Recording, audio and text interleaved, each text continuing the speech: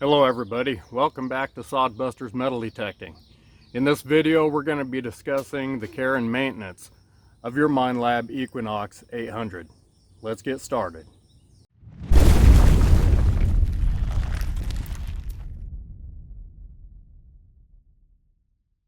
Okay, so the first thing I want to discuss with you guys is the coil. Okay, here I have the Minelab Equinox 800 11-inch double D coil. This coil, as you can see, there's quite a bit of dirt. I just knocked a bunch of debris out of here already, but each one of these coils have what I call a skid plate. Okay, you can see here the seam right along the edge of it here. This is just a cap that goes over your coil.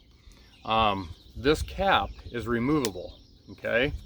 And so I recommend that every time, you don't have to do it every time I guess, but every so often, especially if you're hunting in beaches and stuff like that, you're going to end up with probably some black sands, iron sands, that can cause issues if those minerals get caught up in between the skid plate and your coil. So every so often, and I would probably suggest if you're beach hunting that you would do this more often than not, but you're just going to work your way around. Okay, just be gentle, you don't want to break it. Okay, you're just going to work your way around.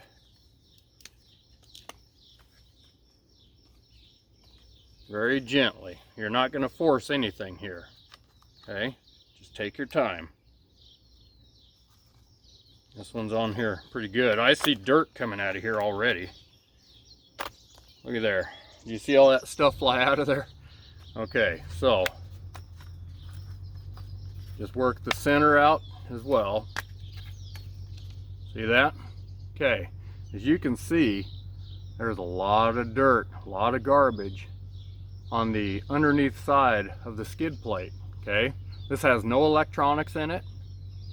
This is just to protect your coil. That's all that's for, is to protect your coil. Okay, so as you can see, look at the dirt buildup under there. So what we're going to do is we're going to clean this. Okay, you can knock some of it off by hand or whatever, but I recommend taking maybe a toothbrush or something and just getting some water and just brushing all this dirt out of here, and let's get it cleaned up. All right, let's do that right now.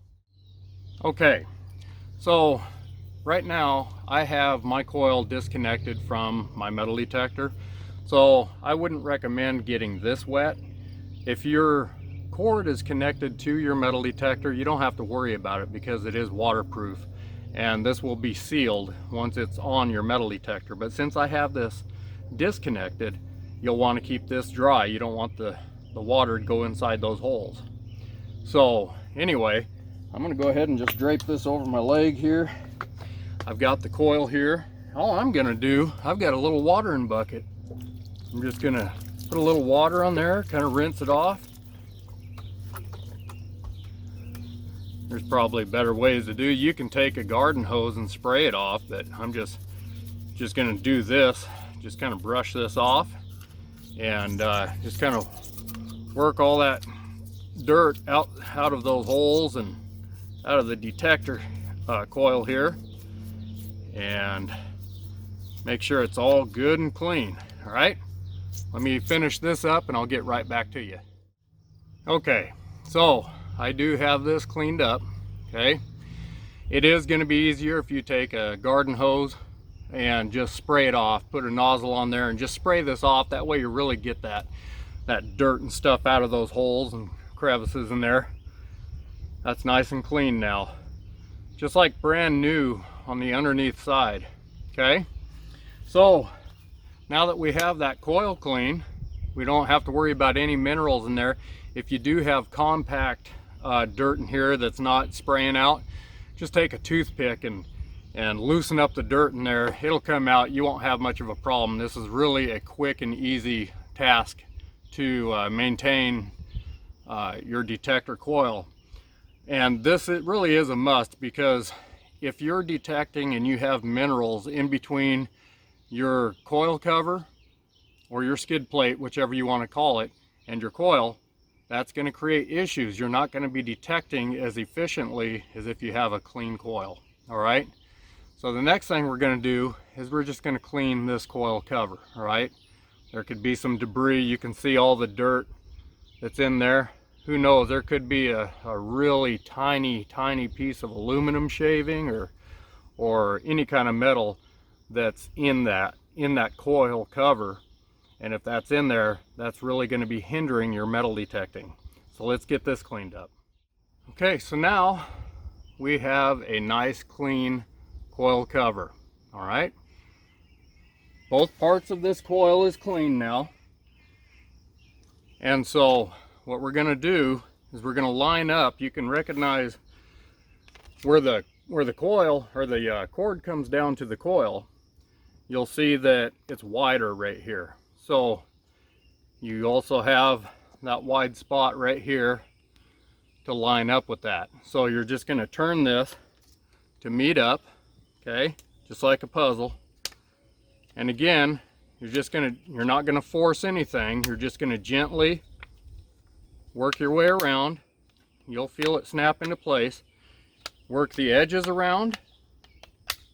You hear that? Work it all around good, because you want this to be good. And then you're going to check the center. Make sure the center and the spines of the coil are also snapped into place. Okay? Just work it over really good. There was a spot right there that was loose. So just make sure that you get everything really good. Okay? All right. That's it for cleaning the coil. And that's good to go. Okay, you guys, there's been a lot of discussion about people having issues with breaking the tabs on their coil. Okay, these are not flimsy tabs. All right, these are stout, but just like anything, if there's improper use, it's going to result in a bad situation. Okay, I have personally broke the tabs on my coil, but that was my fault. The reason I broke the tabs, number one, I had my bolt too tight, which if you tighten the bolt too much on these tabs, it tends to push these tabs inward. You don't want to put pressure inward. That's how you're going to snap them. What I did is I went to dig a target. I put the coil on the ground, holding it in my hand, and I put pressure on the coil in an awkward position, and it snapped the coil, or it snapped the tabs. So that was my fault. So one thing you want to pay close attention to prevent from snapping these tabs, number one, I'm going to show you something here. These right inside the shaft, when you order your Equinox, you're going to end up with these rubber washers. Okay, they fit right inside here like this. All right, they just pop right in there like that. So once those are in there, these are to help keep the spacing of the tabs.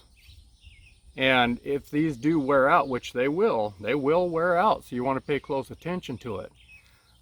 If you're having to tighten up the nut and bolt on your coil so tight that to try and keep the coil from moving, then your washers are worn out and you need to replace them.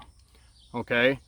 If you're not replacing these rubber washers in here and you're just tightening up this nut and bolt to keep your coil in place, then it's time. You need to replace those washers. Depending on how often you use it, how much you move your coil back and forth, will depend on how often you have to replace these rubber washers. But you should be able to tell. All you want to do is make sure you have some good rubber washers in here. Make sure they're not worn out. And then when you do, let me see if I can get this in place here. When you do, I've got to get everything situated here. Okay, so I'm going to put this in here. All right, see if you can see this. I'll try to do this backwards and see if I can, so you can see this maybe. All right, so all I'm going to do is just tighten this up a little bit. I'm not really tightening it, I'm just snugging it a little bit.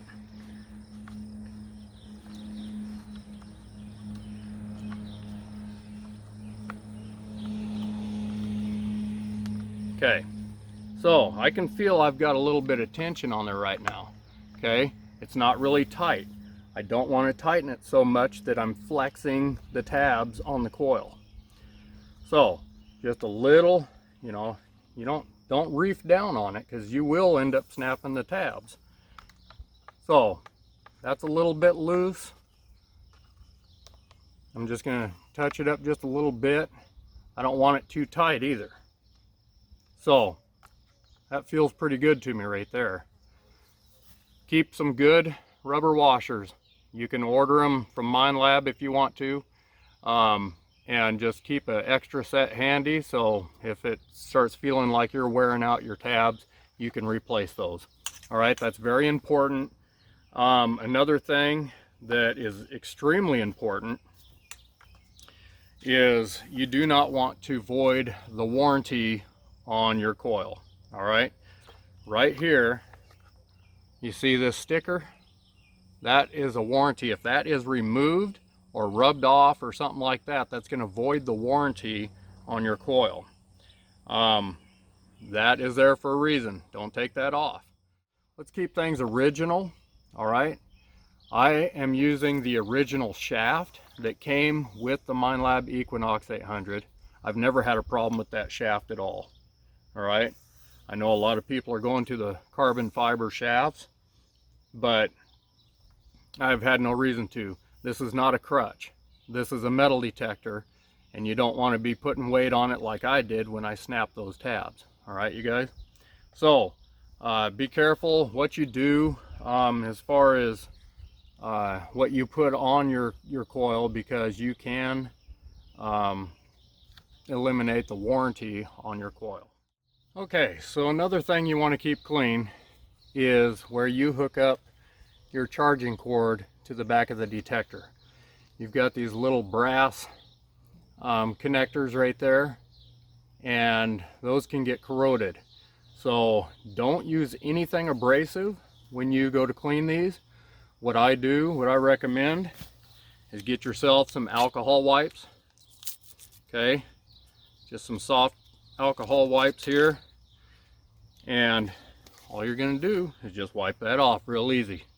Okay, so just a couple of little swipes there just to clean that off, and that's going to be good.